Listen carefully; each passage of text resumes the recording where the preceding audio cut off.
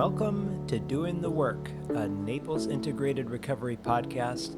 My name is Brian, and this space is for anyone who's tired of surviving the same emotional and behavioral loops, whether that's anxiety, trauma, addiction, or problems in your relationships.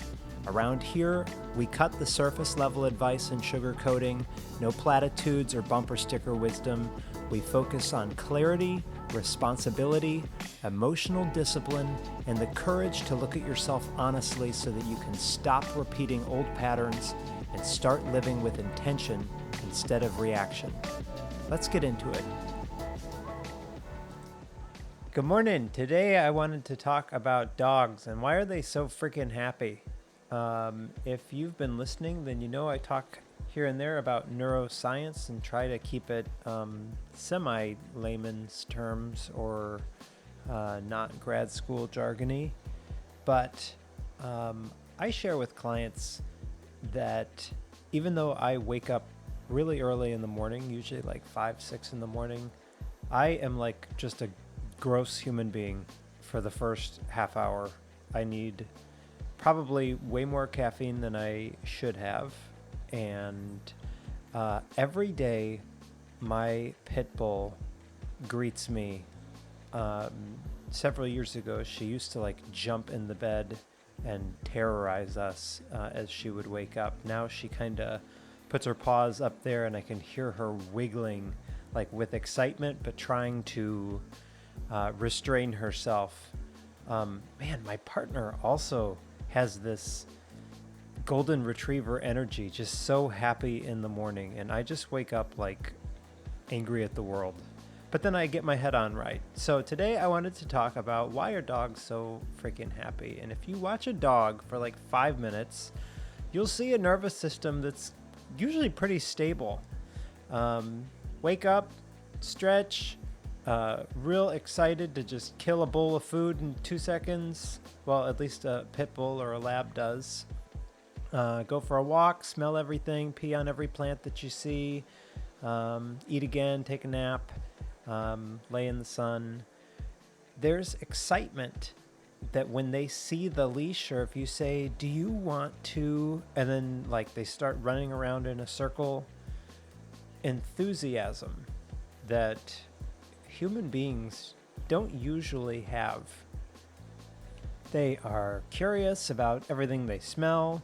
And if something stressful happens, usually the recovery is fast. So if there is a loud noise or if I scold my pit bull that, she gets into the trash and then I see shredded whatever all over the place and I give her a look and she like cowers for a second and there's a moment of tension, but then the moment that I'm like, it's all right, you're just doing your thing, she bounces back like immediately. They shake it off, they move on. Humans, however, have very different experiences of being alive. The body can sit somewhere with a mind replaying something, whether that is trauma or being resentful at a shitty old boss or whatever, rehearsing a conversation that hasn't happened yet, predicting tens of possible outcomes of a situation that may never occur. Same planet, same physical environment, very different experience of what it means to be alive. And the reason sits inside a set of brain networks that shape how attention moves between the world around you and the stories inside your head. To understand why dogs are so freaking happy, you have to understand a piece of the human brain architecture called the default mode network, and that is your internal narrator. The default mode network, or DMN, is a group of brain regions that become active whenever you are putting your attention inward. And the hub includes a medial prefrontal cortex, posterior cingulate cortex, and portions of the parietal cortex. When this network lights up, the brain begins doing a very specific set of tasks. It reviews your memories, it imagines possible futures, it evaluates your past social interactions, and it constructs narratives about identity and meaning. This system allows humans to do incredible things. You can plan for decades. You can imagine possibilities that have never existed. You can learn from past mistakes or construct a sense of self across time. Civilization depends on this ability. This is the reason that dogs are not CEOs of companies. The problem is that the DMN does not have a natural off switch. And when the brain isn't actively engaged with the environment, it tends to drift back into this internal simulation mode. So conversations start getting replayed, possible threats start getting rehearsed, or social comparisons start popping up. And a person can sit in a quiet room with their mind generating an entire emotional storm from events that are not even taking place. This is where the gap between humans and dogs is obvious. This is also kind of a parallel to a book called Why Zebras Don't Get Ulcers. And the main theme in that book is that you're probably not likely to be chased by a lion here in Naples, Florida, or wherever you're listening from. But, zebras in the wild are, yet human beings have ulcers from stress response active when there's not even an active threat. Whereas for the zebra, they turn on the active threat response when they are about to be eaten by a lion, and then they turn it off again when they're socializing with their friends at the watering hole. They don't replay the lion chasing them all day, every day, or think about all of the different places a lion might jump out of. They only turn on the stress response when it's happening. And dogs spend very little time inside of narrative simulation. Their nervous system stays linked to the environment that is right in front of them. Movement, smell, posture, food, play, social contact. Their brain isn't constantly constructing an identity story or predicting some sort of a hypothetical thing that might take place. They're just kind of present and experiencing. And humans, on the other hand, we do a lot of interpreting. And the difference between those two modes of brain activity changes how the body feels from moment to moment. There is another network in the brain that I've talked about on past podcasts, and it sits almost opposite of the default mode network, and it is called interoception, and that is your brain's ability to sense signals inside the body. So your brain is constantly monitoring things like your heart rate, your breathing pattern, what's going on with your stomach, your temperature, your internal pressure, and these signals travel through pathways like the vagus nerve or your spinal tract and arrive in a region called the insula. The insula is like your central hub for body awareness. And when you notice that your breathing is slowing down, when you feel your heartbeat after exercise, or when you can sense tightness in your chest or relaxing in your shoulders, you're experiencing interoception. So this is one of the reasons why, if you've done EMDR therapy or even just kind of any basic working with a therapist, they may have you draw awareness to what's going on internally or what are you experiencing. The system does something that is extremely important. It's anchoring attention to the present moment. When the brain starts tracking these body signals, the sensory networks increase activity while the default mode network, your internal narrator, quiets down. The mind stops narrating and then instead starts experiencing the present. This is why certain activities constantly shift your mood and mental clarity, like going for a walk outside, doing some exercise, working with your hands, maybe a somatic deep breathing exercise, or just sitting quietly and noticing what's going on internally. These behaviors increase your interoceptive awareness, the awareness of the feelings and what's going on inside of you. Your brain begins processing real-time sensory data instead of thinking about all of the imaginary scenarios of things that might happen. And dogs live almost entirely in this system. Their attention is glued to smell, movement, sound, posture, social signals. Their brain is constantly processing present information from the environment and from the body. And often we humans live the opposite, where hours will pass with us staring at screens or thinking about things that haven't happened yet, or replaying old stuff and getting angry about it again. And the body is not receiving a lot of sensory input, while instead the mind is just active with all of these endless simulations. Our nervous systems evolved for movement and sensory engagement, okay? Like the zebras, they're supposed to turn on the stress response when we're about to be eaten by a lion.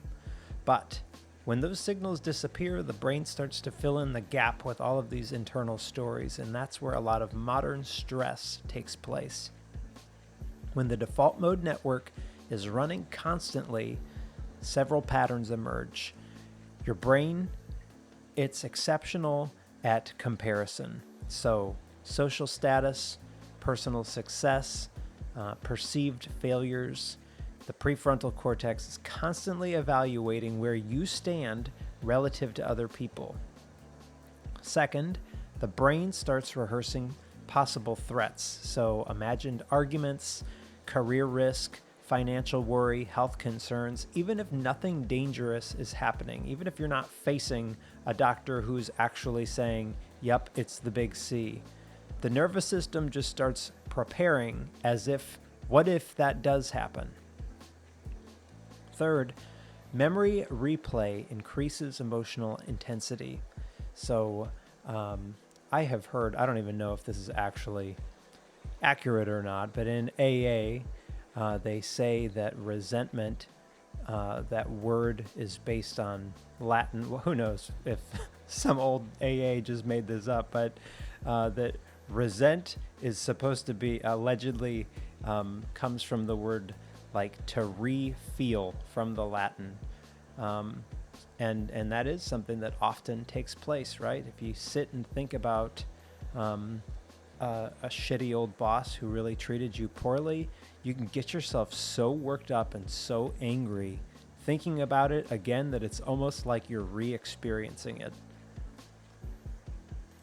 So events from the past might end up being replayed even with a stronger emotional coloring than when they actually took place.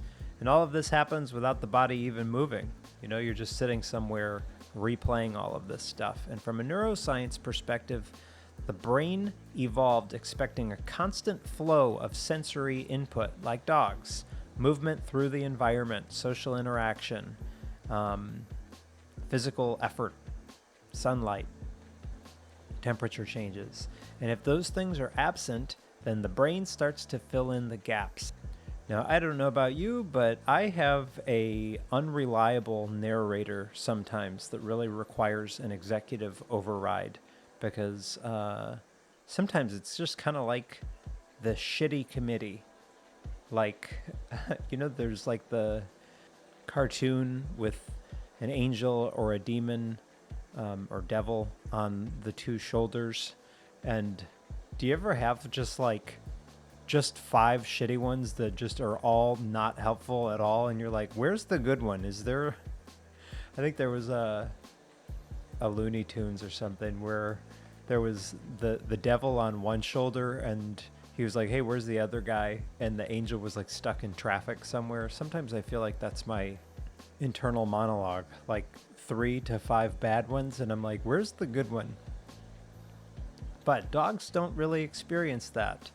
They just kind of have their nervous system cycling through regulation, movement, exploration, go get some water. Man, they're just happy drinking water, go take a nap, and then the loop starts all over again.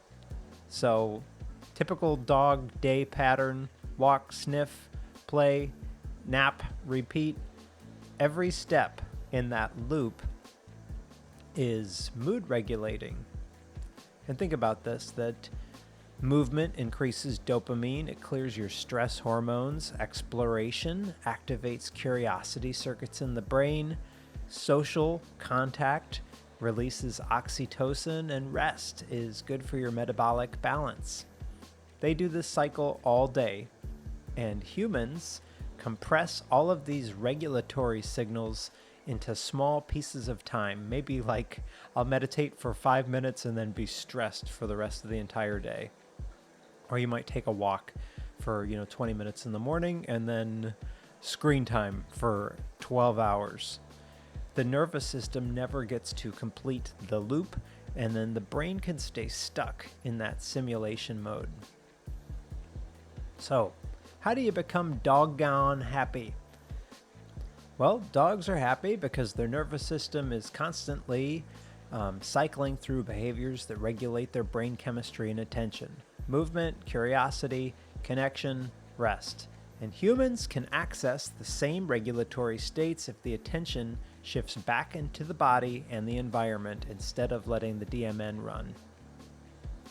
So, for example, if you were to go for a walk outside without your AirPods, you will likely notice more sensory processing. The brain tracks motion, sound, temperature, smell.